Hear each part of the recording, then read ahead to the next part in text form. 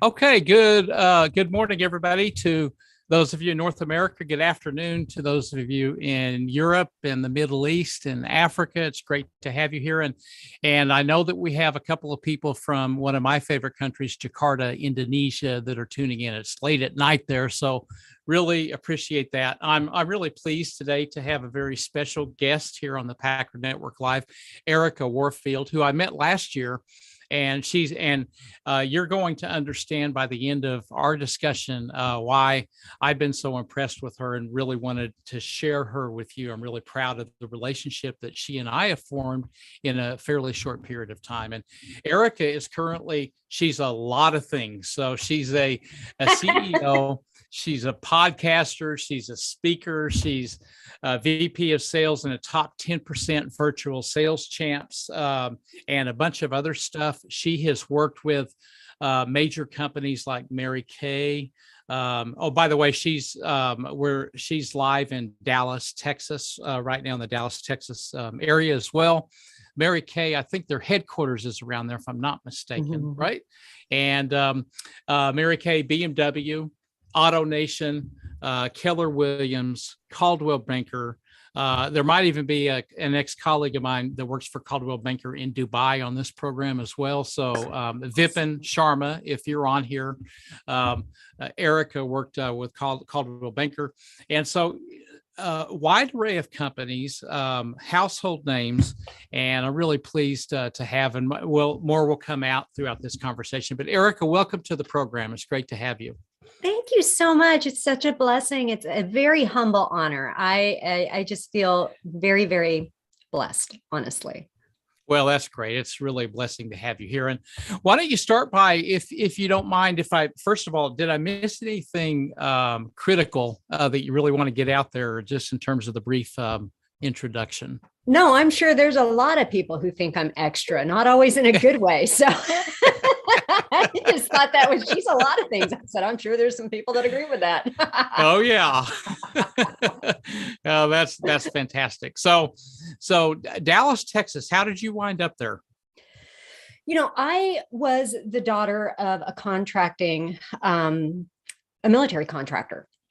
And so we moved around a lot. So I'm actually originally, I'm a Californian, I guess. That's where I was born. And in a very, very diverse family. My dad is American. My mother is Japanese.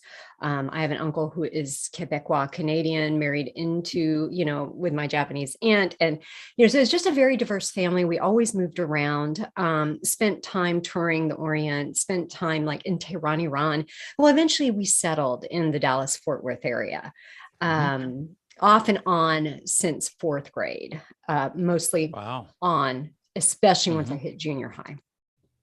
Okay. Oh, that's fantastic. So tell us a little bit about it. Was there one point, you are where you are right now. Was there one point that you said when in your much younger self that says, I want to be Erika Warfield in the space that you're in right now? Did it happen that way, or did it kind of happen maybe the way that mine happened? I think I know the answer. It's probably a leading question, but we'd love to hear your story, how you wound up where you're at today. It was a complete accident. Life is what's happening. God is doing things when you're trying to plan your life. I mean, I think when I was growing up, from the time I was 10, that's when I started taking clarinet. And I just always had this vision that I was either going to be, get this, an archaeologist, or a clarinetist, or some sort of artist musician. I don't know where I got that. And eventually I did get my master's at the University of North Texas. Hi, are you wanting to join us back there? Apparently she is. We welcome all guests to this program. I know, right? She's delegating and inspecting. But anyway, I did get my master's degree in musicology at the University of North Texas, which is a very, very big music school, west of the Mississippi. And then I started a PhD in ethnomusicology, which ironically was the combination of like archaeology, anthropology, and music as culture. I didn't even know it when I was 10. But eventually I realized there was a lot of things going on in academia. And I was at the University of Maryland in College Park. It was the #1 school in the nation for that PhD. And I just realized that was not where I needed to be. There was a lot of things going on that I did not agree with, a lot of things I was being asked to do in terms of indoctrination of the freshmen. And I was just like, I'm out. I can't do this. And that's when I ended up in business. And so sales had always been my backup. Even as a musician, I was the stereotypical wait tables, do sales, go play your clarinet. Yeah. How do you define sales? I'm interested. I get asked that question a lot, right? And there's all these different definitions of sales out there, but just in your own plain Jane language, how would you define sales? If I had to define sales, for me, it's about relationships. I mean, I could sit there and say it's an exchange of money for a value, a service, a win-win scenario. Yeah, that's all the textbook stuff. It's all that textbook stuff. Sales always kind of came easy to me because I have conversations with people and I meet them at their need. I don't believe in fear mongering. I don't believe in trying to scare them into a product. It's simply, you're having stomach pains. I have a toilet. End of story. Yeah, right. Who cannot understand that, right? Yeah, that's right. Yeah. So that's great. Anyway, please way to put it. Yeah. Please proceed with your story. That's fine. Yeah. Yes, exactly. Just having that consultative sale of, what is your biggest challenge? Where are your biggest pain points? Okay, here's some solutions that might work for you. At the end of this call, there's not going to be a hard close. It's simply going to be, we'll just decide, do we have a second call to suss out further details? And I think that puts people at ease. One, LinkedIn has been very helpful in showcasing who I am so people can have some level of trust walking into the call. And then setting that tone of, I'm here to be your friend. I'm here to solve this problem for you. And, if it's not me, I'll guide you to someone else. But let's have this conversation and let's see if we can provide a win-win. And at the end of the call, I'm not going to hard close you. I'm very upfront about that. I simply ask the question, is there enough here? Is there enough of a natural fit for us to have a second conversation? Or is there any reason why you can't get started today? Absolutely. Right. Yeah. And then we move forward. That's needs-based selling or relationships, however you define it. That's good. Just, I want to recognize a few people that have just popped in here first of all, on LinkedIn. We've got Joe Gonzalez. So I think we know who Joe is. So Joe, tee up your questions. We're ready to be challenged by you, both of us. And we have Shafak, my friend Shafak from British Columbia is here as well.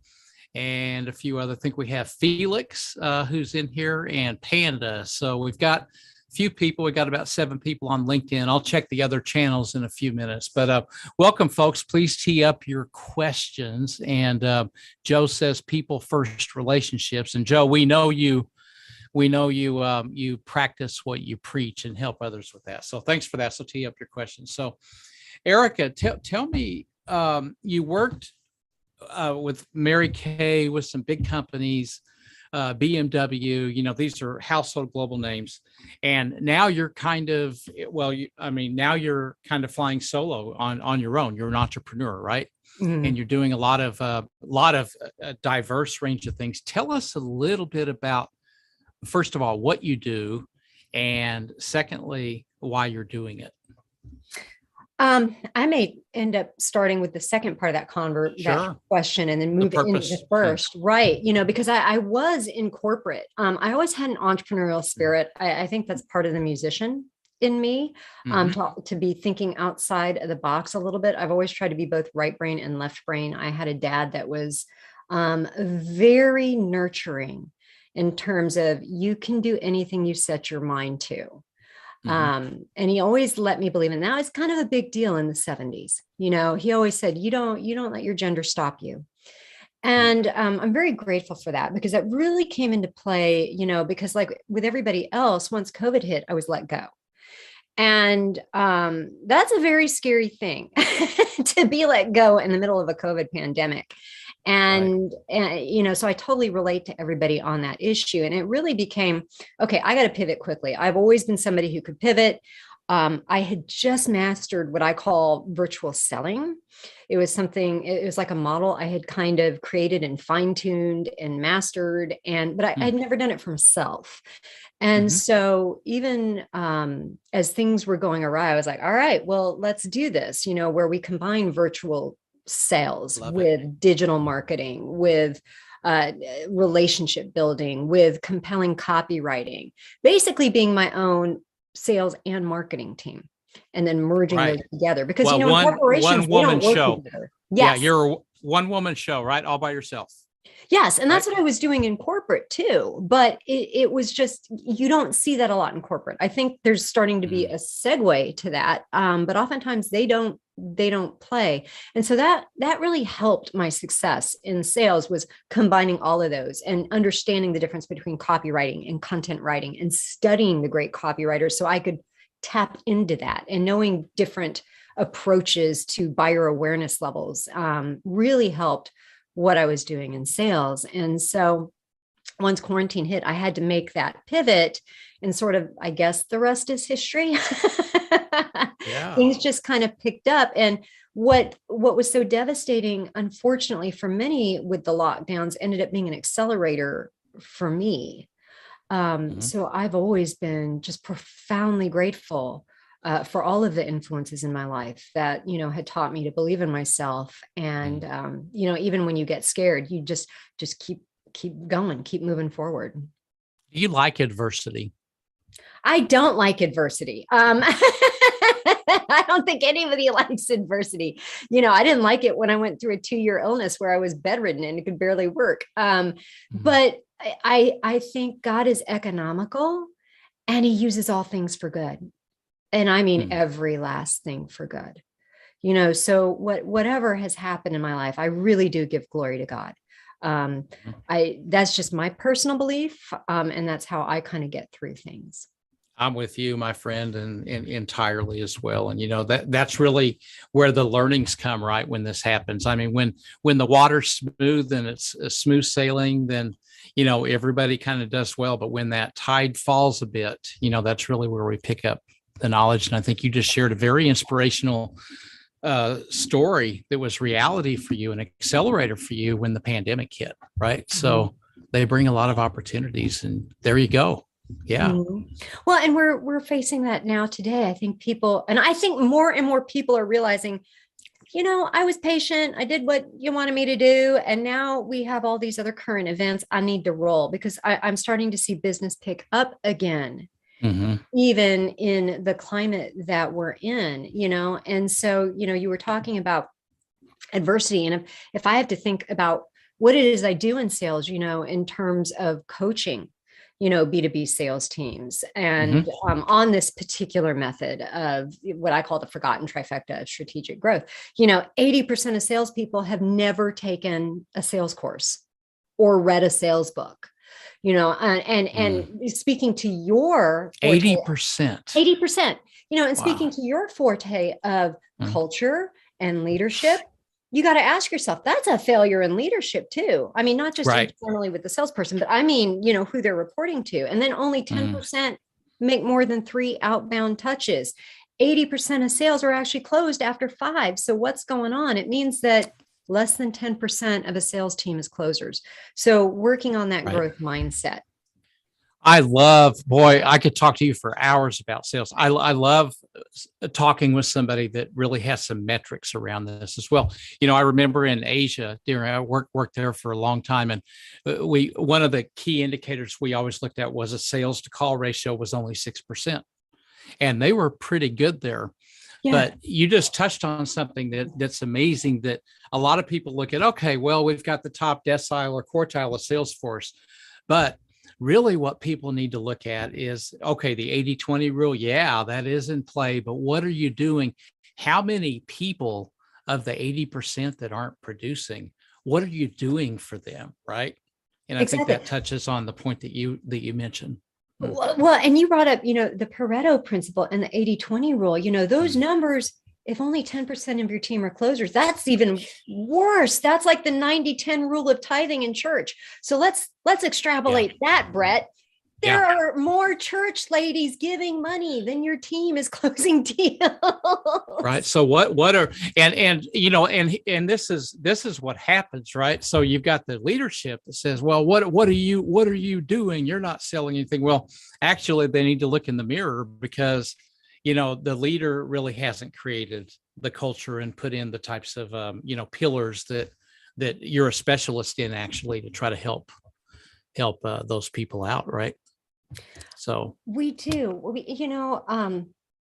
Oftentimes what we see when we're looking at pre-existing teams, or we're consulting on people who are just now starting to explore that kind of scaling, is we'll look at growth mindset, myself and a strategic partner. And there's this wonderful platform we use called ThinkX. He specifically, especially with a pre-existing team. And we need to know who has the growth mindset. And it's really good at measuring not just positive psychological drivers, but the negative psychological drivers, stuff that other tests a high performer will take, like I took, and it'll say, oh, this person's an A player. Well, with ThinkX, it'll say, this person would have been an A player, but here's the negative psychological drivers. Here's how fast they think. Here's how much reassurance they need. Here's how skeptical they will be. Here's how much confidence in themselves they have, and it really diagnoses who on your team is A, B, and C player, and who needs the growth mindset coaching. But more importantly, it really needs to be given to sales managers, because more often than not, the people who get promoted into being a sales manager is the person who is the top performer. And that top performer is not always the best leader for others. Yeah. Yeah.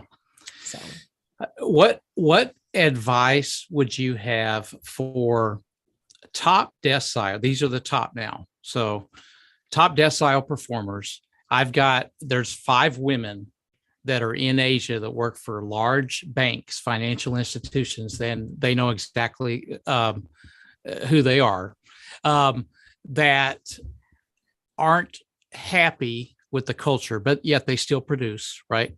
And they want development. That they want. A lot of people think, in the old days, the dinosaur days, you used to think, well, top people, leave them alone, let them do their thing, But actually, these 5 people I'm referencing, they want to grow. They don't want to be left alone. They want to be left alone to do their job and supported, and they do it regularly. They're always in that top desk.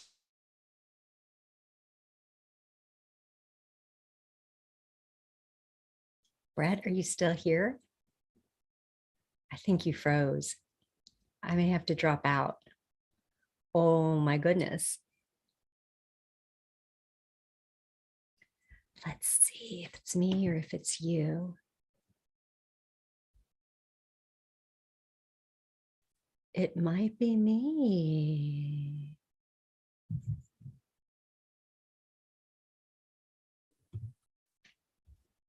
Erika. Yes. Sorry. I think I don't know what that was, but anyway. Did you hear my question or no? Just that I heard the buildup into it, that there were 5 wonderfully capable and confident and intelligent women in Asia, and they're top performers. And, they want to be left alone to do their job, but they're not being given the resources to grow in the ways they want to grow. They know they can take it to another level. Hello? Erika? I'm here. Did you hear that? I don't know what's happened. No, I didn't hear that. But anyway. Advice for the women who want more, to. Top performers that are being told right now that, look, we're going to leave you alone. You produce, you tell me what you want, and we're going to leave you alone, let you do your job. Just keep bringing in the sales, right? And they actually don't. So they do that regularly, right?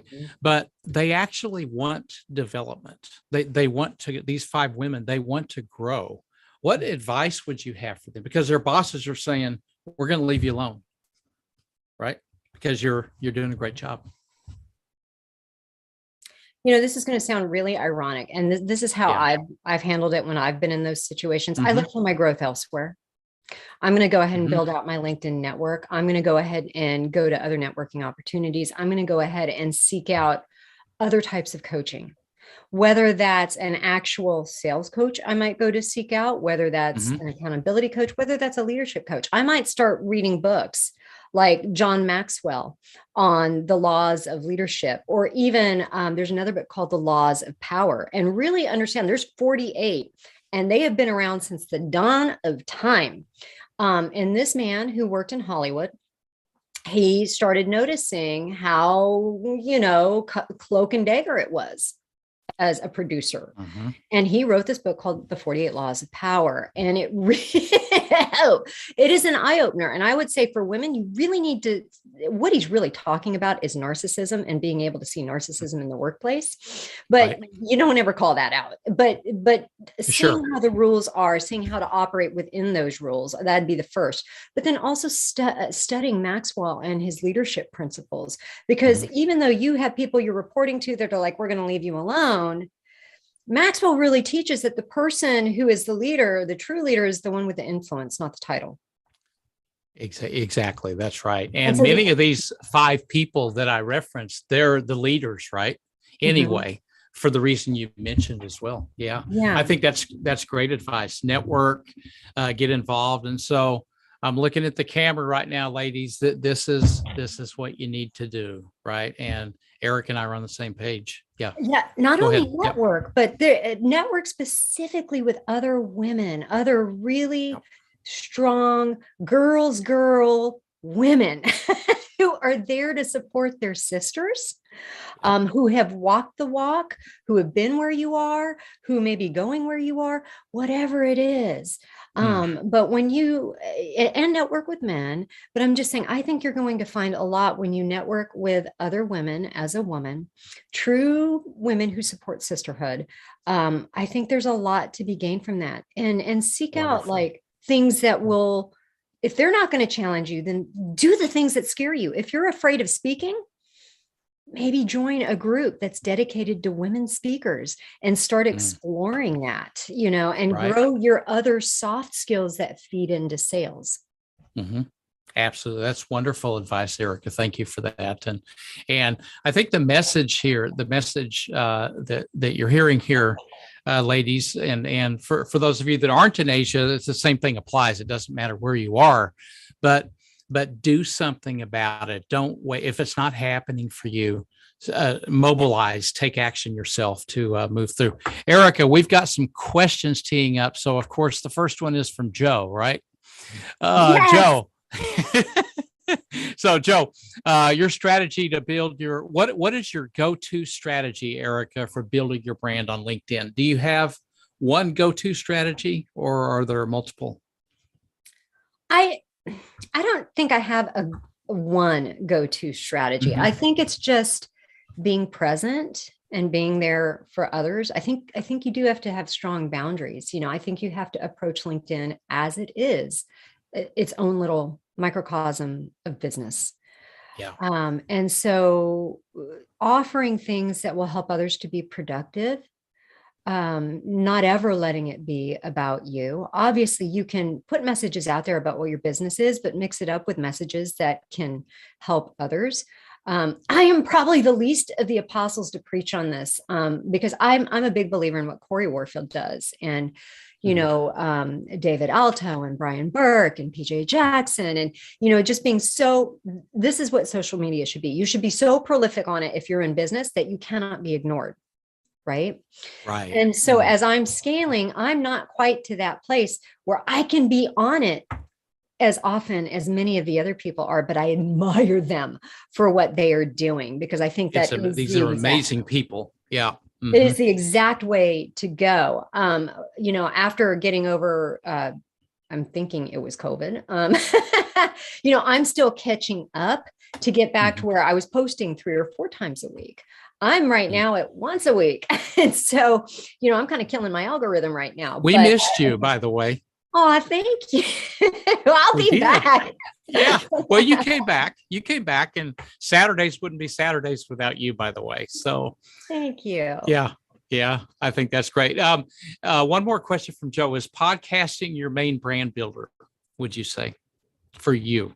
It's so not far? Typically. It has been as of late, as I try to catch everything back up after being out, because when you're out, I mean, you're just trying to keep up with client fulfillment. You're not thinking about LinkedIn while you're sick necessarily. At least for me, I'm not talented enough to pull all of that off. So for me, I was trying to keep up with client fulfillment, and now I'm starting to bring, LinkedIn back in. I've missed it. I love it. So for right now, what I can keep up with is the podcasting. My personal belief is it needs to be a more holistic strategy of where I was at before COVID. And that is, the daily posting, sometimes what others are doing, the twice and thrice daily posting. Yep. And then throwing some podcasting in there. And is your goal with the podcast? So what we're hearing is that there's really a holistic strategy, right? Podcast being part of that, right? To complement the other parts as well. But specifically with the podcast, do you have a goal with that particular aspect?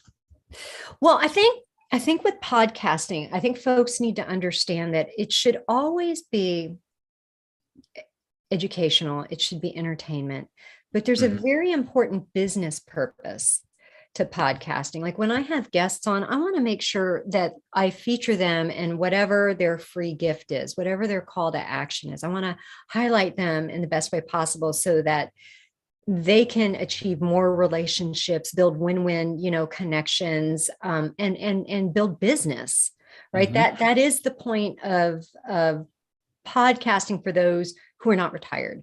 In Brett's case, he's got this whole other model that is like superb. And you'll have to tune in tomorrow to Erika's program because we're going back to back. And so when I think of what I do for influencer TV, there's a very specific podcast model, Joseph. Some people will say, well, podcasting, whether it's live or it's pre-recorded, it really needs to be about just becoming a brand, leveraging your brand and becoming an influencer in some way and becoming a thought leader. And that is true. The other part of that, if you want a sustainable podcast that pays for itself, is that you need to think of your guests as either being a future client, a future strategic partner, or a future investor. Now, that's not my approach, when I'm doing a LinkedIn Live. But there are CEOs who have podcasts, and that is a very real business model because your short-term gains are going to come from your guests. Your longer-term gains will come from your audience and sponsorships and things like that. Right. Yeah. So that's how I would break it down as a business model. Yeah, that's perfect. And again, going back to your previous point is that you really need the holistic strategy, right? The podcast being just one element of that. So, but I think that's fantastic. Yeah, good. We have Vicky Sharma from India on live. Vicky, thank you for joining as well. It's great. It's the evening time there, and we have Doc Heather Lewis, MD, on here as well. And Doc is asking if you could share, Erika, what you think would be great advice for women to grow today. I assume maybe that's in the pandemic economy, using the word today, not sure, but any general advice for women to grow, Erika? Well, outside of what I just said, speaking professionally, about if your growth is really not going to be fostered at work, and it's really just more, okay, we can help you grow by just being hands off. That is a really easy place to get complacent. And so taking ownership and taking your own power seriously and seeking other opportunities for that growth, whether that's reading books, like I mentioned, John Maxwell, or, getting into Simon Sinek, or getting into Brene Brown, or getting into The Power of Regret by Pink, that's Daniel Pink, not Pink, the artist with the hair, finding those opportunities, networking with other women and seeing what are some of the pitfalls they've seen, what are some of the plateaus they've transcended and how did they do that?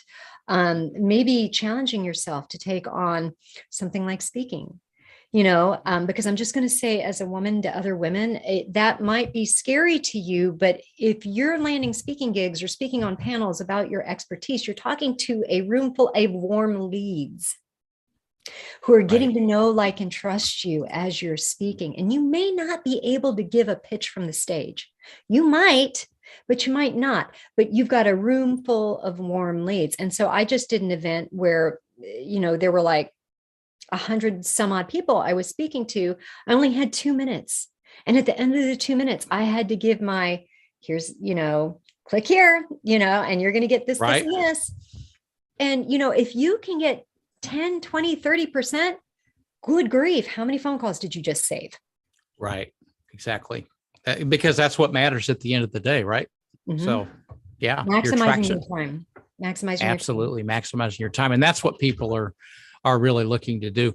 We've got Chef Axe says, Erika, you're a great thought leader. So there's a comment for you, Erika, and I would agree with that. So, yeah. I've got a lot of people in my network in the Middle East and Asia, Erika, that they these are again top performing women, right? They are aspirational. They would like to grow into leadership, but they face the typical barriers. In some cases, it's even more radical than it is maybe here in the U.S., right?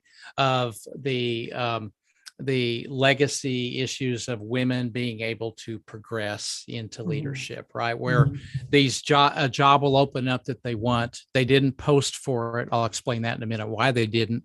And then it's filled by a man, right? And and when you peel the onion back, there were very few women even interviewed for the role, right? So I don't want to really talk about that part, but I'd like to hear your advice for women faced with this reality of what the world is. What would you tell them? Keep going. What would you encourage them to do? It's a big dream. They have the desire, they have the capability, they have the experience, but they're just not going for it because they don't think that it can happen. There's a confidence issue. That is a really good question, and I understand what you're talking about from a cultural perspective. I had mentioned earlier, I am mixed. My father is very waspy. My mother is very Japanese, so even as a child, as I was growing up, there was some thought of, why do you have to talk so much? Why do you have to? And then there was my father on the other side saying, you can do anything, So I was trying to juggle, right. both sides of how do I be the nice, quiet, respectful little girl, and how do I, take the world by storm. And I think all women, have to do that, but it's especially pronounced when you are in the mixed race family like that. My mom was not Tiger Mom by any stretch of the imagination. But I did have some strong Asian women in my family too. I was telling you before we got on the show that, my grandmother survived the atomic bombings, and she left a very abusive husband in the 50s and got, her 2 girls out of there, wasn't able to take her son. She still had a relationship with him, came to the United States. So I fortunately had those models within my family. I think for women in Asia who are doing that, I think give yourself permission. And I really believe this, that people cannot gaslight you. A narcissist cannot gaslight you unless you gaslight yourself first. So give yourself permission to stop gaslighting yourself, because we are really, as women, taught to kind of accept the gaslight. And you are so powerful and you are so intuitive. And if you're reading the writing on the wall, give yourself permission to just accept it. And if this is like a common practice where you're always going to get passed over and they don't recognize your value and they don't recognize your worth, give yourself permission to start looking somewhere else. That go where you are treated best. Right. Because there's always a place, right? Erika, would you agree? There's always a place somewhere for these people, right? Oh, absolutely. Because somebody somewhere is going to Mm-hmm. They're going to see it. And I'm not saying necessarily, well, maybe you need to go be an entrepreneur. Well, maybe you do and create something new, but there's some things that need to line up. I'm not just saying go quit your job and do this. Not everybody has that luxury, or that luxury of you get kicked out in the middle of a pandemic and now you're sinking or swimming. You don't want to put yourself in that position, but definitely go where you're treated best, and know that just because they don't see your worth does not mean you're worthless. Yeah. Fantastic explanation, as Joe says. And Joe, I agree with you. That's golden advice. So there's your golden nugget from this conversation, right? And that's a big success. So Erika, was there any point since the pandemic, and now you're doing what you're doing now, you're building up your business, where your confidence has been shaken a bit? Or is it just been out of the gates? And I know that it kind of lit a fire. The pandemic came along and said, okay, here we go. Any point that your confidence was shaken? And if so, how did you recover from that?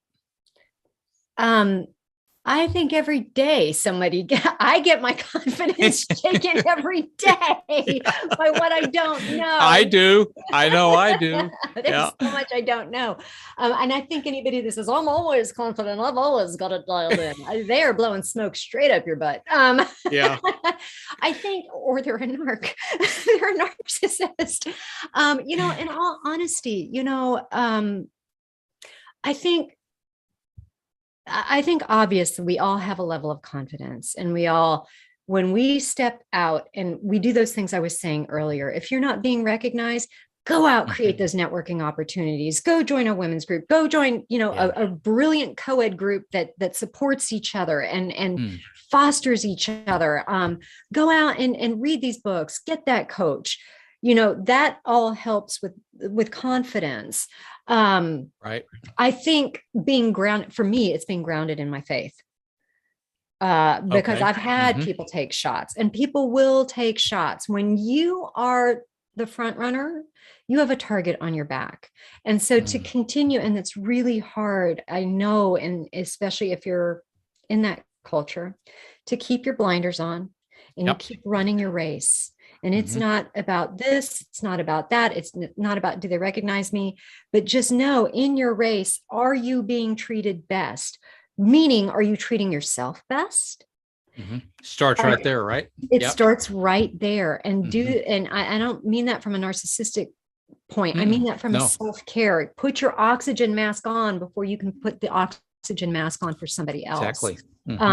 So for me to get back, the confidence, mine is in my Lord Jesus Christ, and yes, it gets shaken regularly, and always having to come back to center and prayer and meditation, and, relying on the people who support me. I cannot do this without the people who support me, like my husband, my coaches. I have coaches who are magnificent, absolutely magnificent in breathing life.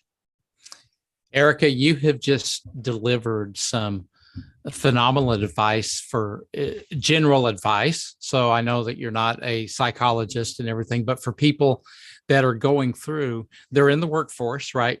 And they're going through a lot of mental stress right now with work from home, lockdown, not lockdown. There's people in Hong Kong that will see this, right? That they had more workspace in their office, more space in their office at work than they do in their apartment. And a lot of them, right now they're all locked down in Hong Kong, right? So to think about some cultures and environments that it's not, well, I'm locked down in my 2-story house, and, life is really a big challenge, right? It's a serious issue in a lot of places for a lot of people. And I think you've just delivered some great advice on how to get back to center, right? The meditation, do you exercise? Not as much as I should. Okay. So are you going to exercise? Yeah. I mean, Will you? Yeah. Fortunately for us, we back to a nature preserve. And so literally back to it. And so my husband and I, during the lockdowns, we could go for walks and hikes and not wear our masks. And, we had a semi-normal existence, outside of the fact that I didn't have work and I was hustling. Right. Yeah. But from a Yeah. I health mean, it perspective, is yeah. hard work. We haven't really talked about that aspect, but yeah, hard work. You've got to do it if you want to be successful. Right. So, Yeah, you do. yeah. But I Mhm. think women today especially have to give themselves permission to no longer gaslight themselves. So when others are Yeah. gaslighting them, they're not already prey to, oh yeah. I mean, and I was Mhm. just dealing with that recently, where I was like, I'm being gaslit. I'm going to call that out. And you did, I'm sure. Right. As professionally as possible. Yeah.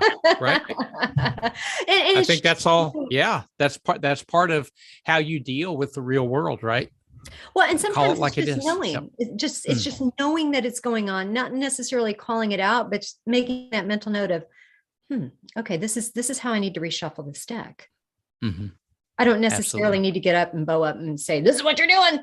But I Yeah. can know mentally and say, okay, this is going to be my next step. I'm not going to fall into this. Right. Okay. Great, Erica. Now let's get into the part of the show here that talk about your ideal client, those types of clients that you feel that you could help the most in today's world. I would say,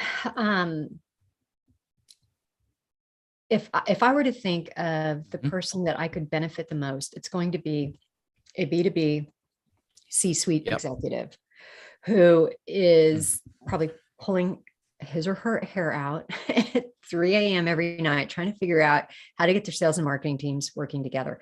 Their sales cycle is too long. They need to shorten it. They need to drive in more revenue. They need to do it using a more holistic approach. They know that the approach they have isn't working. Their sales are starting to dip. Their people aren't, growth mindset. And it's starting to cost the company in time, in resources, in revenue, in culture, in sales enablement. And those are the people that I can probably benefit the most, is a B2B C-suite executive in that position, usually in a small to medium-sized company. And is your scope global? Is it US? What's your, do you have a geographical? It's funny. Yep. I mean, I can do international. Absolutely. Mostly my customers are US based. And I do want to give a shout out to anybody who may be struggling with affiliate marketing management, or, an e-commerce sales force is maybe something they've never explored. Or also, maybe your SEO on your website. I mean, you want to get 60x ROI. I do want to shout out one of my clients, as I did for influencer TV and podcasting. Sure, absolutely. I check out Purebred Marketing, because Philip Hill has that really dialed in for his clients that are more web-based. And I highly recommend Purebred Marketing out of Atlanta, Georgia.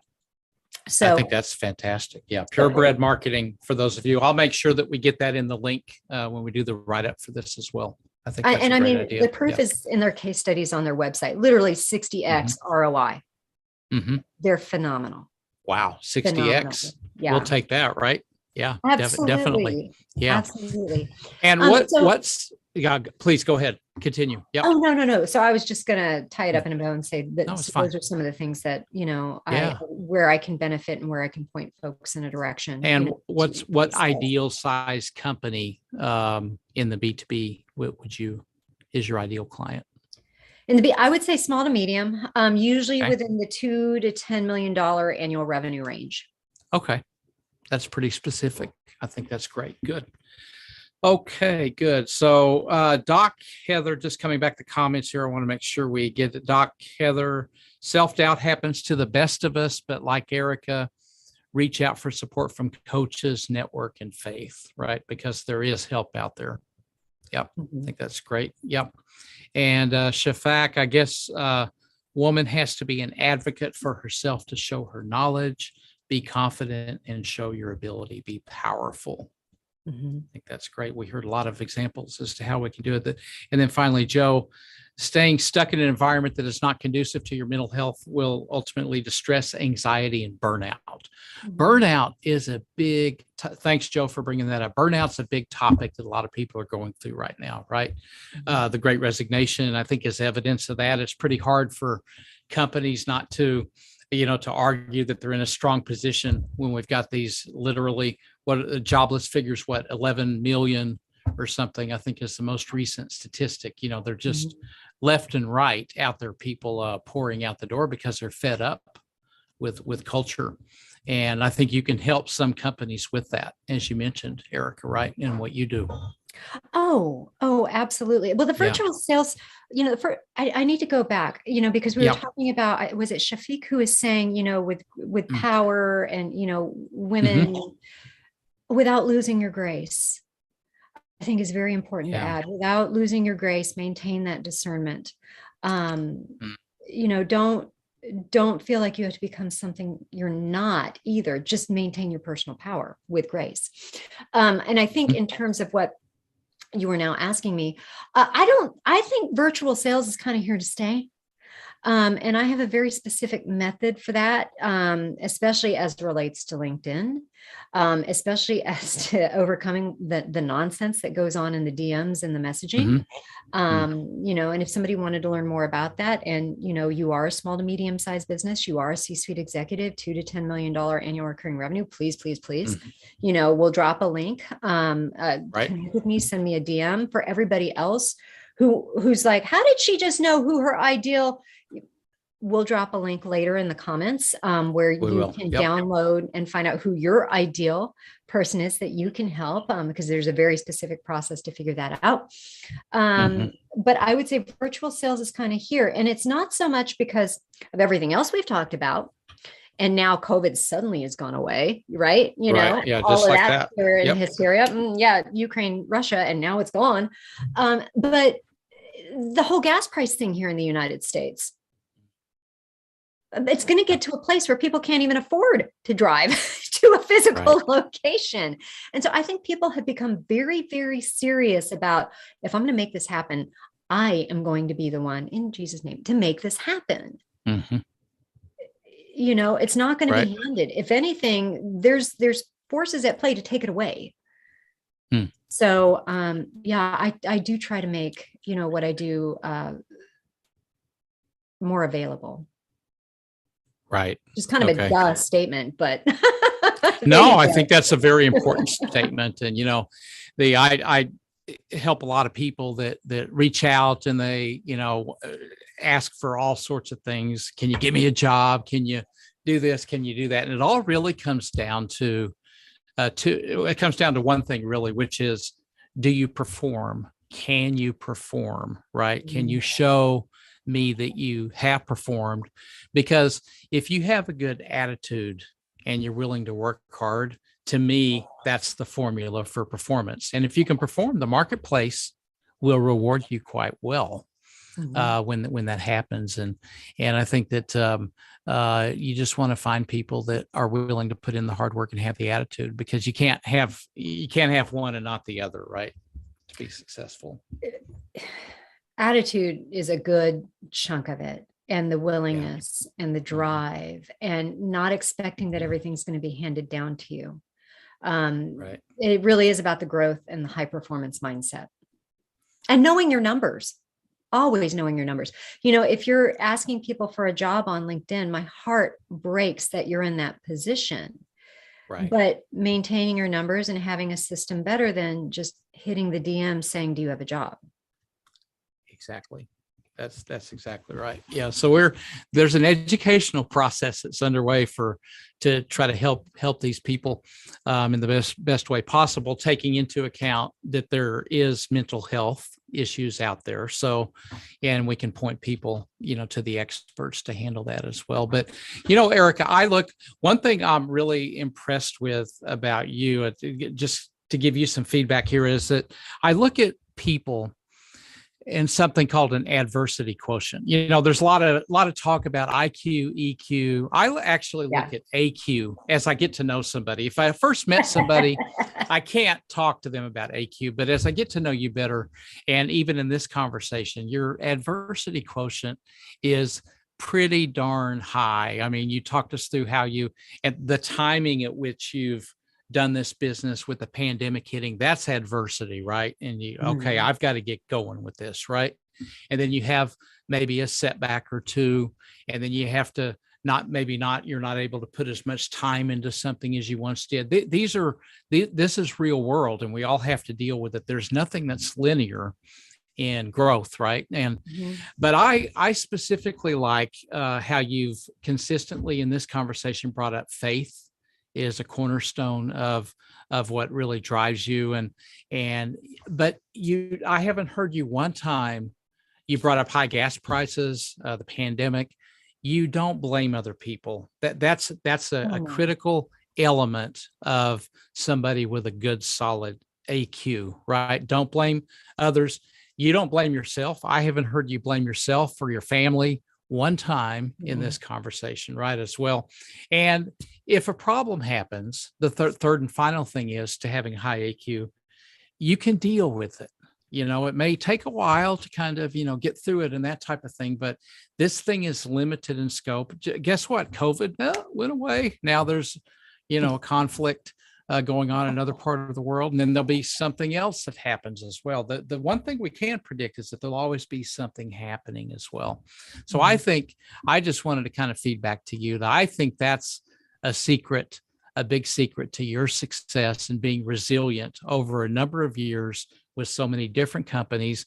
And now you're doing something where you can apply that expertise, but in a totally new space that by the way is becoming digitized. And I think that's probably when you were a little girl growing up, you never could imagine a digital future because it didn't exist. We had radios, right? Oh my gosh. And that was our technology. Let's go to Radio Shack and buy the latest radio. I had a boom box. Yeah, a boom box, right? Exactly. A cassette tape, and then what was it? 8-track tape. No, I didn't have the 8-tracks. I had an 8-track and I ruined the machine because it ate the tape. So I wasn't very happy with that. But anyway, I think I just wanted to kind of share that feedback with you, that I think your high AQ, and I explained why I think you have a high AQ, has really, would you agree or disagree with that assessment? I will receive that assessment. I think very humbly. Thank you so much. You just made my freaking week. I mean, it's important, right? Because life is, and especially business, is all about dealing with adversity.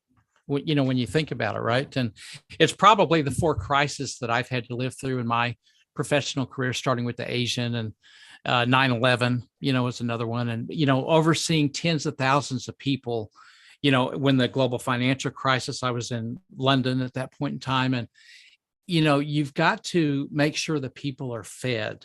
And yet there are these things happening about mortgage securities going belly up, and then there's a trickle down impact, and people are going to lose their jobs. And your job as a leader is to make sure people can eat together with their family, right? And if you can't no longer employ them, you help them find other employment. But it takes a strong AQ to do that.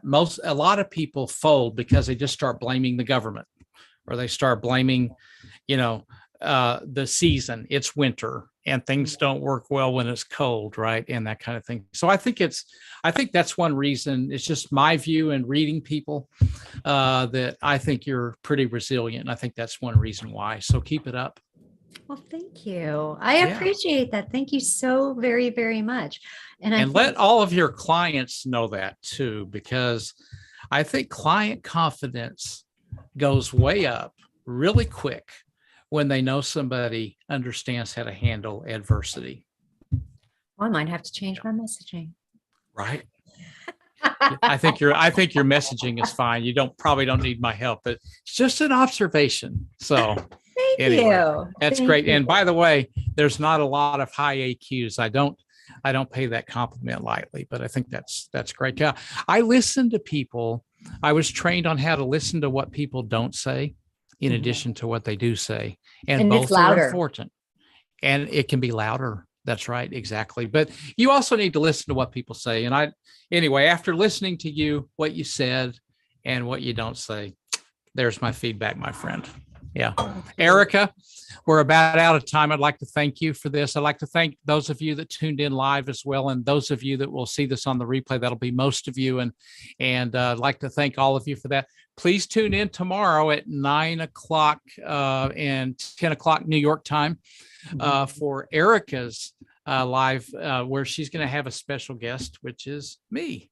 And we're going to turn the tables a bit, and who knows what we'll talk about. So you'll have to tune in for that. And but thanks, Erika. I really appreciate you taking the time to be on the program today. Thank you for making the time to have me on the program today. It was truly an honor. Thank you, audience. You asked really, really great questions. And just know, take what you need, leave the rest, protect your energy, and go where you're treated best. You'll be fabulous. Wonderful advice. Yeah. Thank you, Erika. Good.